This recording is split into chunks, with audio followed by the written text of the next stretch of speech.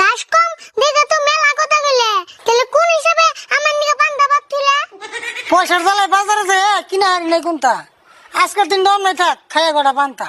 আগে যদি জানতাম তুই দিছ পান্তা, তাহলে ঘাস কাটবা আর আমি খেতাম না, তুমি কেডা আনতা? গরমের মতো পান্তা ভাত খেলে পেট থাকে ঠান্ডা। এন কোনো মতো অমনে খাগা বাড়ি বেলা ভাইজা তুমি আন্ডা। আচ্ছা, এই রোদের মধ্যে তুমি যদি ঘাস কেডা আনতা, দেখতে এলে কি পান্তা ভাত তুমি কি মানতা?